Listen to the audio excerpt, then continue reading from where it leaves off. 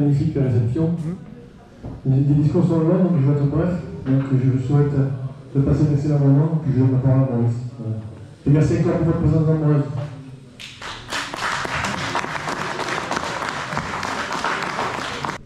Merci sincèrement de votre présence nombreuse.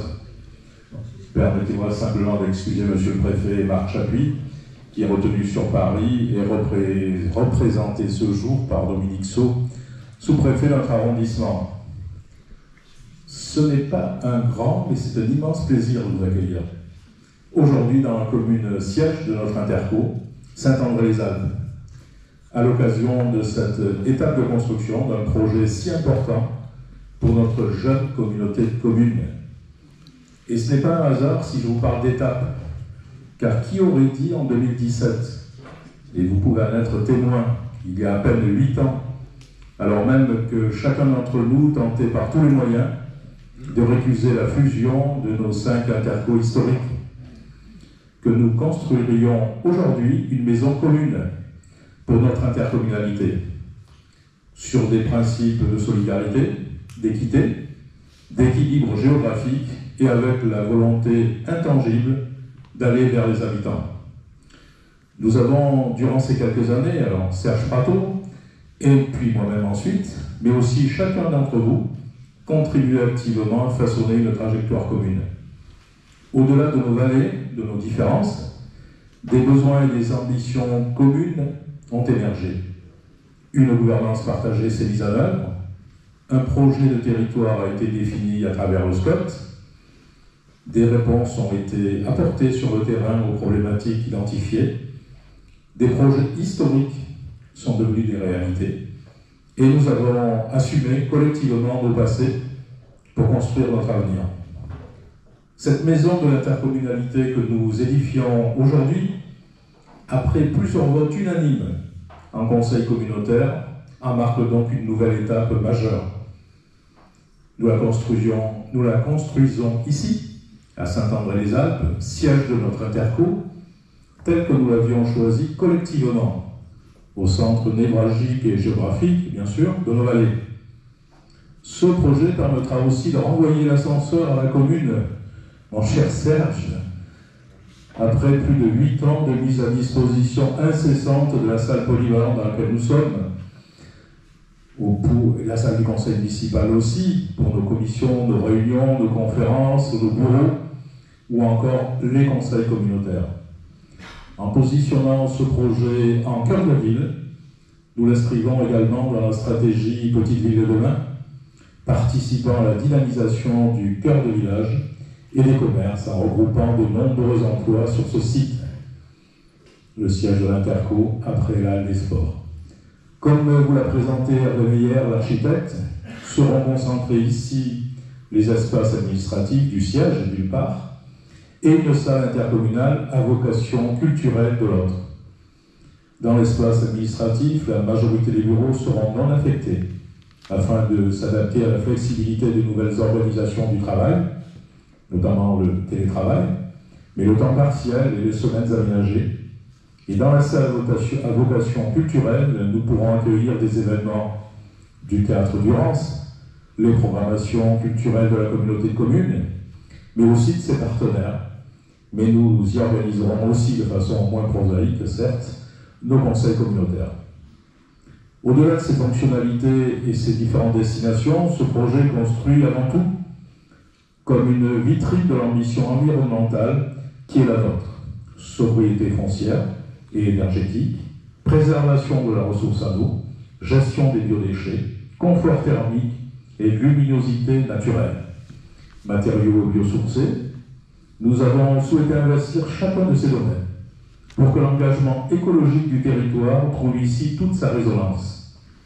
Au cours de la construction de ce projet innovant, en accord avec le principal du collège multisite, des élèves seront accueillis pour faire de ce chantier une école des techniques nouvelles, mais aussi de la transformation des métiers.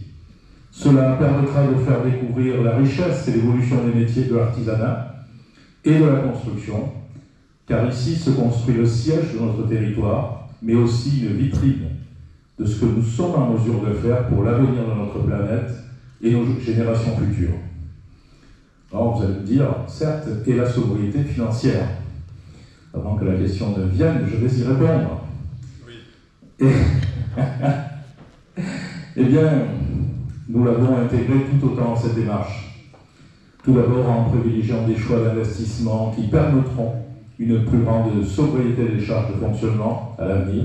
C'est ce qu'on oublie très souvent d'ailleurs. Il en va là désormais de la responsabilité de tout aménageur public.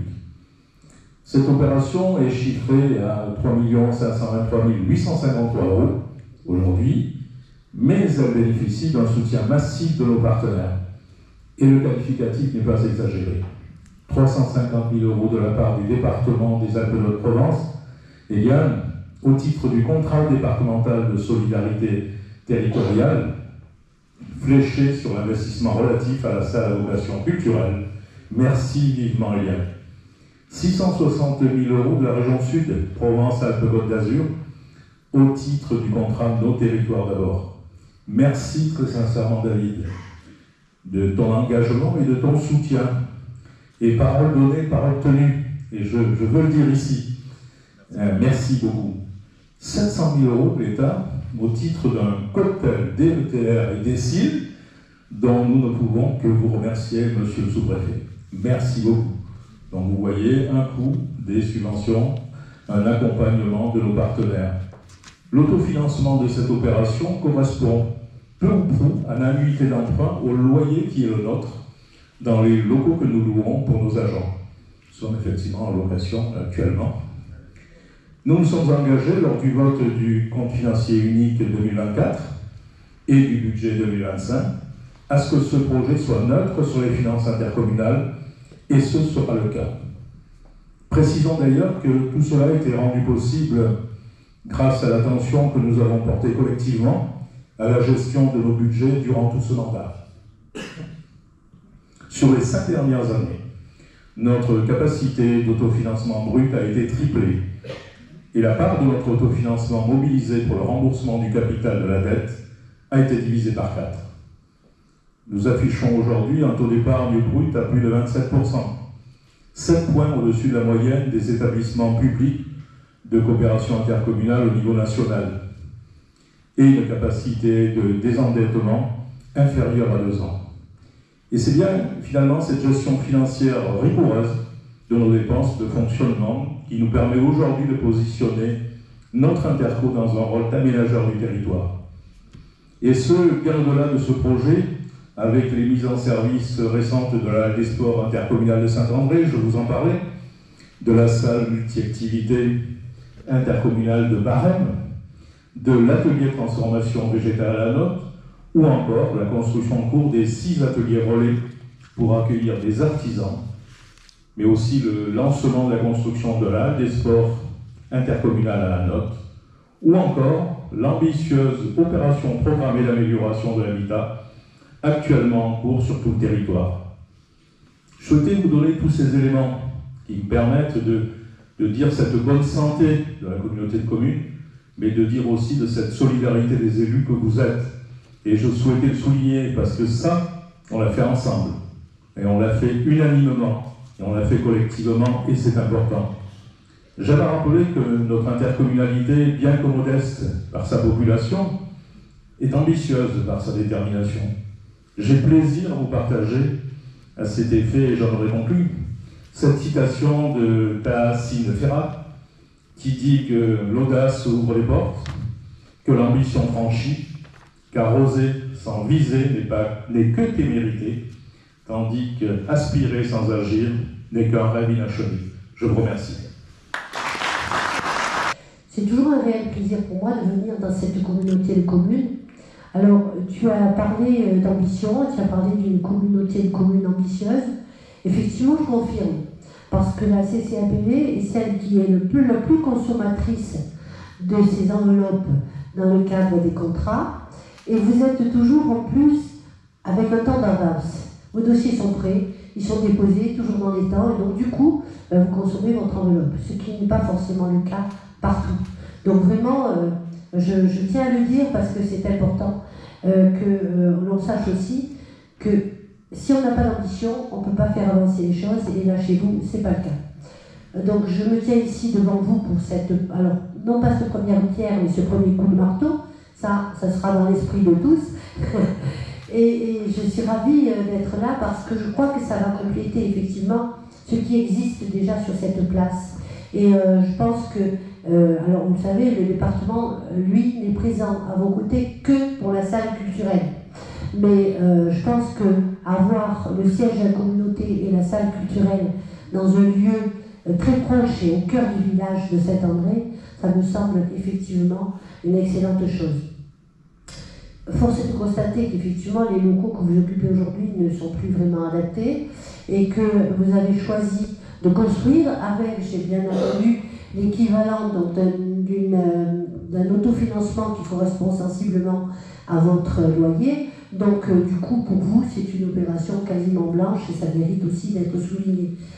Je pense que quand on travaille sur l'avenir et que l'on envisage d'offrir à ses concitoyens des lieux propices à la rencontre, à la création, au partage, c'est ainsi que nous pouvons faire vivre la culture et que nous la transmettons aux générations futures. Et je parle sous le couvert de monsieur le délégué à la culture, qui est où? Et en face.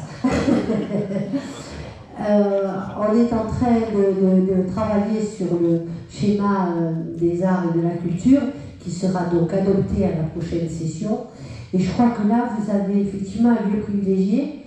Et ce que j'ai entendu, c'est que ça va vous permettre d'utiliser aussi ce que va vous apporter le théâtre du Rance. Et donc ça, je pense que c'est se projeter parce qu'il faut impérativement que dans nos territoires les plus reculés, le théâtre du Rance soit présent et que le théâtre du Rance puisse apporte ce qu'il sait offrir dans son théâtre et sur son territoire. Donc évidemment, notre politique au travers des contrats, et là je veux souligner la présence du VP à l'aménagement du territoire qui est en charge des contrats, notre présence au titre des territoires par le biais des contrats, et je pense comme celle de la région indispensable. Et ça permet, je crois, de faire évoluer les choses. Et j'ai noté, mon cher Maurice, le papier, mais je suis toujours à côté. Hein. J'ai noté, mon cher Maurice, quand tu as lu ce qui allait être fait sur la communauté de communes, que nous sommes présents, je crois, quasiment partout. Et c'est le signe fort, d'une part, d'une communauté de communes ambitieuses, mais aussi d'un département qui se veut au plus près des territoires et dans la proximité toujours. Et moi, j'en suis fière, je le dis, j'en suis fière, et donc, du coup, toujours très heureuse de participer à des moments comme celui-là. Je forme le vœu que cette salle devienne, dès son achèvement, un carrefour d'échanges et de rencontres, un foyer vivant où battra le pouls de notre territoire et où se façonneront les initiatives de demain. Et je tiens réellement à saluer et à remercier chaleureusement tous ceux qui ont œuvré avec détermination et constance pour faire évoluer ce beau projet, et tous ceux qui vont arriver. Et évidemment, je voudrais saluer l'engagement de Maurice Logier, qui est toujours présent partout, qui n'hésite pas, comme moi, à faire des kilomètres pour que l'on puisse faire avancer nos territoires. Je remercie bien sûr aussi tout chaleureusement, tout particulièrement les habitants, les associations, les forces vives locales. C'est par votre engagement et votre créativité que ce lieu prendra toute sa dimension. Je suis très heureux d'être là. D'abord parce qu'une fois encore, ça me permet... Et je suis émerveillé à chaque fois, et je crois que c'est ça l'attachement. Chaque fois que je traverse notre département, ce matin en partant de Fort-Calquier, traversant le Val de Durance, le Pays d'Inois, en arrivant ici, on se dit toujours que ce territoire est irrésistible. Il n'y avait pas d'autre terme pour le qualifier. Et on le pense à chaque fois qu'on le voit. Et on a vraiment, Madame la Présidente, et vous avez la chance d'être à la tête de cette belle entité, un potentiel de développement absolument sidérant et incroyable. Et puis heureux d'être là aussi, parce que symboliquement, la pose d'une première pierre, même si on a compris qu'il y aurait tout sauf des pierres à l'intérieur de ce bâtiment, c'est quand même la symbolique du passage de la théorie à la pratique, de la réflexion à l'action. Et moi je suis un homme d'action, un élu d'action, et donc ça me parle, ce genre de moment, et a fortiori lorsque c'est un projet qui s'inscrit parfaitement dans la politique régionale. Tu l'as dit tout à l'heure, Maurice, les questions de développement durable. Dès 2017, Renaud Muselier a souhaité faire en sorte que ce soit la priorité de la région, au travers d'un budget 100% vert, au travers du fait qu'on soit le territoire pilote en matière de transition écologique, et surtout que ce soit un sujet qui soit porté de façon concrète et pas juste avec des grandes idées, parce que l'écologie, pendant des années, on l'a traitée, et parfois encore, sous le spectre uniquement idéologique. Et là, on voit bien qu'aujourd'hui, du fait des conséquences qui sont de plus en plus perceptibles du réchauffement climatique, on commence à se dire qu'il faut agir. Et ça coïncide avec la volonté de la région à l'époque, Eliane était vice-présidente. On voit bien que, et je sais qu'ici c'est un sujet que vous prenez à bras-le-corps depuis le début, il commence à y avoir des résultats concrets, et on le verra au travers de cet équipement public. Et puis, il va dans le sens de l'équité territoriale. Et c'est ça la première priorité de la région. J'ai présenté un rapport à la dernière assemblée plénière qui faisait le bilan des subventions régionales depuis 2021 en matière d'aménagement du territoire et d'aide aux collectivités. Et il y a deux chiffres que je voudrais partager avec vous.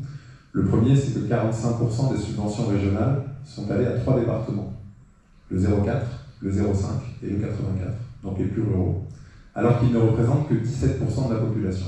Et là, on voit très bien l'effort qui est fait à destination des territoires les plus ruraux, ce qui représente 43 millions d'euros pour les Alpes-de-Haute-Provence depuis 2021, juste au travers de l'aide aux collectivités. Et je vous prends à témoin, monsieur le sous-préfet, parce que je sais votre expérience, et je sais aussi que vous savez que c'est loin d'être le cas de toutes les régions en France, dont beaucoup ont arrêté tout bonnement, avec l'avènement de la loi NOTRe, l'aide aux collectivités.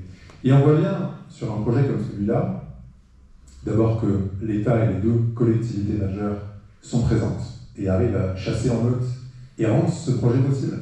Sans ça, je ne suis pas persuadé que la collectivité ait les moyens de pouvoir se le financer, donc on voit bien la concrétisation de cette volonté d'équité territoriale.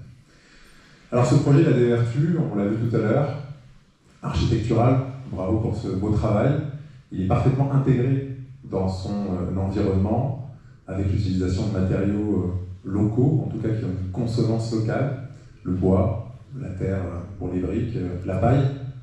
Alors même si moi j'ai quand même ce réflexe d'un enfant qui a adoré les 3 petits cochons, et qui se rappelle quand même que dans l'histoire, ceux qui ont fait la maison en paille, ils vont vite chez celui qui les a fait en pierre, parce que sinon ils sont mangés par le loup. C'est un réflexe qui n'est plus forcément fondé aujourd'hui sur un plan bâtimentaire, mais j'ai quand même toujours, quand on parle de paille, cette notion, même si j'ai bien entendu la notion d'économie circulaire et la nécessité aujourd'hui de se poser la question, et il faut évidemment le faire. Elle a des vertus sur le plan de la question du lien social. Parce qu'une salle multi-activité, c'est aussi le lieu des baptêmes, des mariages, des lotos, des assemblées générales d'associations, des événements d'associations. Et c'est vraiment tout ça qui fait le lien social sur un territoire. Et puis, ce futur équipement, il a enfin des vertus qui sont démocratiques. Ça va être le cœur battant du service public et de la démocratie locale. On va, dans un bâtiment qui a été pensé avant tout pour l'humain et pour le développement durable, se poser des questions de l'avenir de ce fabuleux territoire. Et donc, pour toutes ces raisons, on a évidemment souhaité soutenir ce projet, comme on le fait à chaque fois qu'on s'engage à le faire, et tu l'as noté tout à l'heure, Maurice. Je voudrais souligner la qualité du travail et l'impulsion qu'ont su donner les élus, parce qu'une fois qu'on commence le chantier, on ne se rend plus forcément compte de tout le travail qui a été fait avant. Matérialiser le projet, persuader les autres que c'est la bonne direction, aller chercher les financements, c'est un travail colossal. Et je sais, pour être président de PCI, que c'est quelque chose de très délicat. Il n'y a pas plus difficile que cette fonction de président de PCI, en tout cas moi dans celle que j'ai exercée, parce que vous devez composer avec des personnalités, avec des idéologies, avec des expériences, avec des sensibilités qui sont différentes et tirer tout le monde dans la même direction. Et tu as su le faire sur ce projet comme tous les autres sujets que tu as traités, Maurice, dans un contexte de fusion de plusieurs EPCI, en plus sur un territoire magnifique mais qui est très vaste, avec des problématiques qui sont évidemment très nombreuses. Donc bravo à toi, bravo à tous les élus, tous les maires et tous les conseillers communautaires. Et puis vous pourrez compter sur le conseil régional pour continuer à soutenir, doucement quand même, parce qu'à coût de 660 000 €, je suis pas sûr de pouvoir le faire à chaque fois. Et pour conclure quand même, j'ai gardé ce marteau, parce que c'est le marteau le plus cher de l'histoire de l'humanité. Il coûte 660 000 €. Et donc je vais le ramener au président de région dont c'est l'anniversaire aujourd'hui, en lui expliquant le prix qu'il a coûté. Merci en tout cas, bravo, merci à tous, et on dit à cet équipement le rendez-vous de l'Union. Sous-préfet de Castellane, je le suis depuis presque une année déjà, en responsabilité d'un arrondissement dont le territoire est exactement le même que celui de la communauté de communes, Alpes-Provence-Verdon. C'est une rareté. c'est surtout, je le dis souvent et je le mesure chaque jour, une facilité et une chance. Mais cela ne vous aura pas échappé. La sous-préfecture est à Castellane. Et le siège de la communauté de communes, l'actuel comme le nouveau, est à Saint-André. Aïe aïe aïe. Sur quel terrain miné s'aventure-t-il? Oui, je n'ignore pas les débats qui ont pu avoir lieu sur cette question, de la même manière que j'ai à l'esprit les discussions, les oppositions parfois, qui ont pu précéder la création de la CCAPV, née de la fusion de 5 intercommunalités au 1er janvier 2017. Mais 2017, nous sommes en 2025. 8 ans, 8 années, pendant lesquelles la CCAPV a pu faire ses preuves, faire la démonstration de sa légitimité. Elle s'est imposée comme l'acteur incontournable du territoire. Elle est parvenue à faire l'alchimie de ces 41 villages, aussi divers qu'éloignés, aussi différents qu'attachants. Et au bout de 8 ans, il était temps qu'elle puisse poser ses valises, qu'elle puisse disposer d'un vrai siège, et donc à Saint-André-les-Alpes, au nom de sa centralité géographique, de sa centralité routière, au croisement des vallées qui la structurent.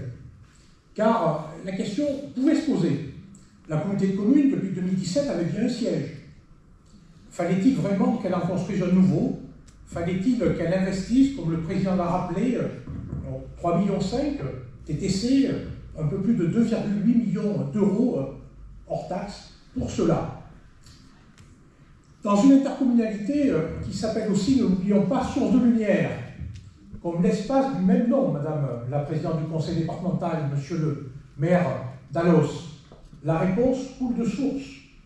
Elle est positive.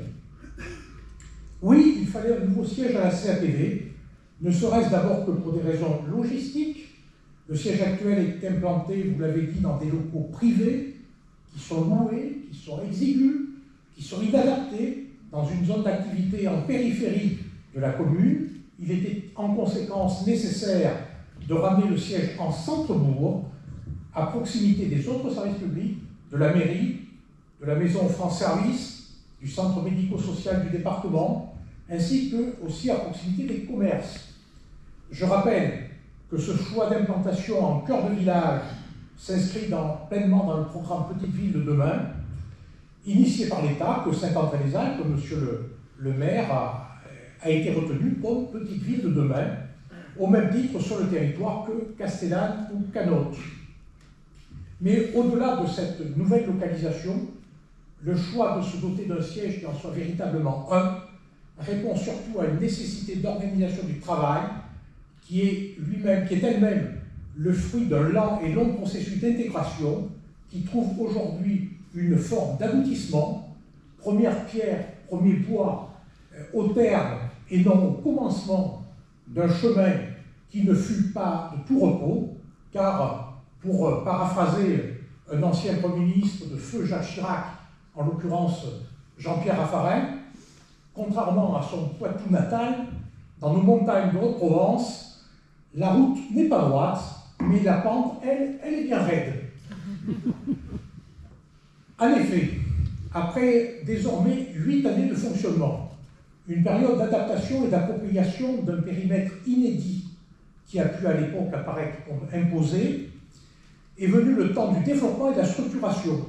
C'est le temps de ce nouveau siège, car la communauté de communes, c'est aujourd'hui près de 150 agents répartis entre plusieurs pôles. Ils ne seront pas tous à Saint-André. Certains sont basés à Castellane, d'autres à Hanotte, d'autres encore à Beauvezet, et ils y resteront. C'est bien là d'ailleurs une des particularités et une des forces de cette communauté de communes, sa multipolarité à défaut de véritable centralité, qui est synonyme de maillage territorial, lui-même synonyme d'harmonie territoriale. Et cette harmonie résulte aussi du bon exercice de compétences claires et affirmées, développement territorial, mise en œuvre des programmes Petites Villes de demain et Villages d'avenir, puisque 21 communes d'Alpes, Provence, Verdon, une sur deux, sont maintenant labellisés villages d'avenir. Développement économique, je pense à la zone d'activité du Haut-Verdon à Villars-Colmar, agriculture, avec le projet alimentaire territorial, tourisme, les gorges du Verdon. Quelle plus belle vitrine pour un territoire. Sport, sport de nature, sport d'hiver, le Val d'Alos, l'espace lumière, bien sûr, les espaces nordiques, Ratéry, la Colle Saint-Michel. J'ai aussi en tête les halles des sports réalisées, celle de Castellane, celle juste à côté de Saint-André, et je n'oublie surtout pas, Monsieur le Président, le projet d'Anote, dont nous reparlerons bientôt. Urbanisme, il y a eu le SCOT, élaboré en un temps record, et avec aujourd'hui, pour le compte des communes, les autorisations d'urbanisme, bientôt le PLU intercommunal, environnement, gestion des milieux aquatiques et la prévention des inondations, la fameuse GEMAPI, par délégation du Parc naturel régional du Verdon, gestion de l'assainissement non collectif, le non moins fameux SPANC, gestion des déchets également. Lorsque je vois les travaux qui ont été réalisés sur les 7 déchetteries du territoire que nous avons inaugurées le mois dernier à Pont-Guédan, je me dis que l'intercommunalité a vraiment du sens pour mettre en commun, pour mutualiser des moyens que les communes seules n'auraient pas, et ainsi de démultiplier les capacités d'action. Vous avez évoqué l'habitat, avec depuis le début de l'année le démarrage extrêmement prometteur de l'opération programmée d'amélioration de l'habitat, qui est une absolue nécessité ici. Le patrimoine, avec bientôt, espérons-le, 4 sites patrimoniaux remarquables reconnus par le ministère de la Culture. La culture, justement, avec un impressionnant réseau de lecture publique. L'enfance-jeunesse, avec en particulier le réseau des crèches. Les services publics, le service au public, c'est un conseiller numérique. C'est tout le réseau des francs-services, 3 francs-services fixes, un bus itinérant largement soutenu par l'État.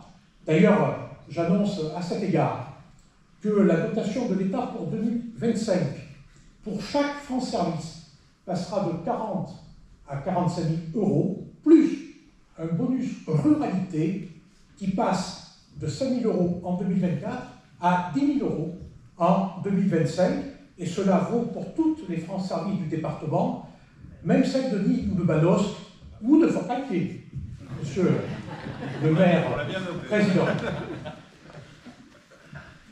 Monsieur le Président, ce n'est pas donc une harmonie, c'est une symphonie, car c'est tout cela, une communauté commune aujourd'hui. C'est tout cela, la communauté commune Alpes-Provence-Verdelon en 2025. Voilà pourquoi la CCATV, en ce qu'elle est devenue, valait bien un siège.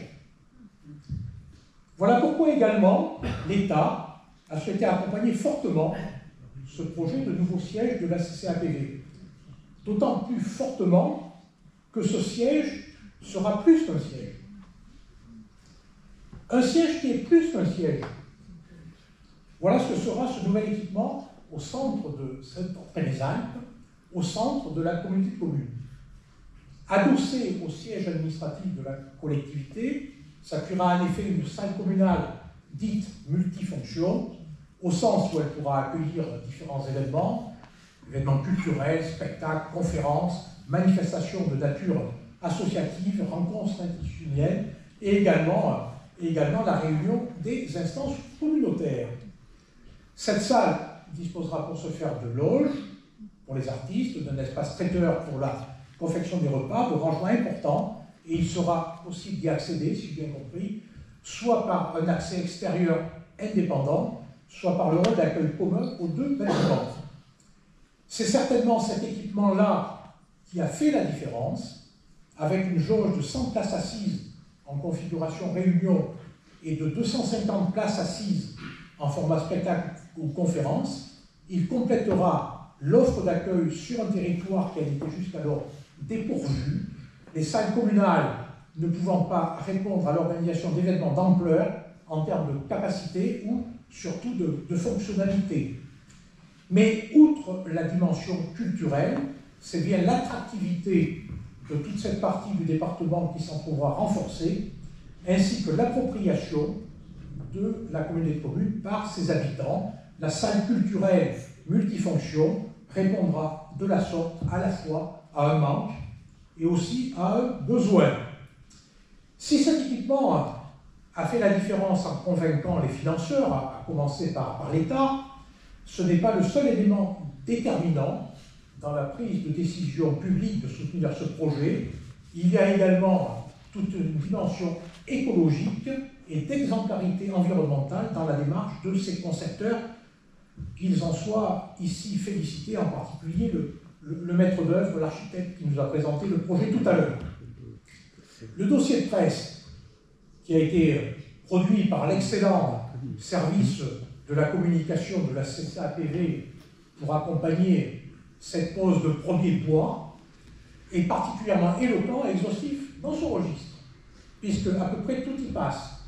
Bois des Alpes, pierre calcaire pour les parements, terre issue des fondations, paille soufflée, laine et fibres de bois, briques de terre crue ou d'argile. Seuls les soubassements seront en béton. Une huiserie à triple vitrage, s'il vous plaît. Haut niveau d'isolation, toiture végétalisée, panneaux photovoltaïques pour une autonomie électrique, récupération de l'eau de pluie, surventilation nocturne, conservation et plantation d'arbres pour éviter le rayonnement thermique, raccordement au réseau de chaufferie biomasse, approche bioclimatique, matériaux à faible empreinte carbone pour donc viser la neutralité carbone, matériaux biosourcés, géosourcés, et même un potager partagé, si ce n'était pas à contre-emploi au regard de la sobriété affichée, j'aurais envie de dire, n'en jetez plus, la coupe est pleine. Mais ce serait totalement contre-intuitif, alors je ne le dirai pas.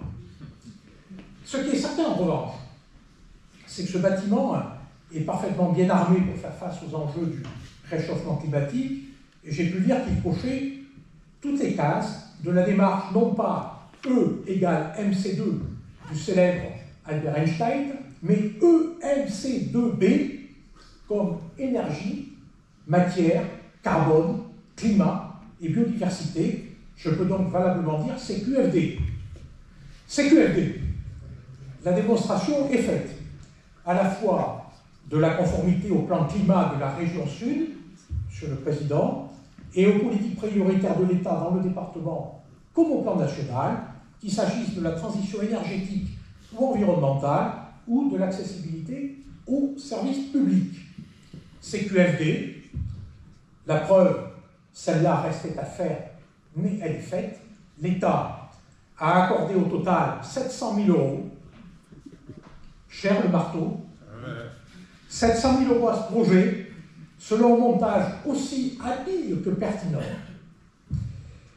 en mêlant tranches de travaux, au nombre de 2, exercice budgétaire de programmation 2 également, 2023 et 2024, et sources de financement, ce cocktail que vous évoquiez, 2 sources de financement également, sur les fonds d'État, entre la dotation de soutien à l'investissement local, ce qu'on appelle la DSIL, et pour 500 000 €, et la dotation d'équipement des territoires ruraux, ce qu'on appelle la DETR, pour 200 000 €, faisant de l'État, de peu, mais quand même, le premier partenaire financier de l'opération.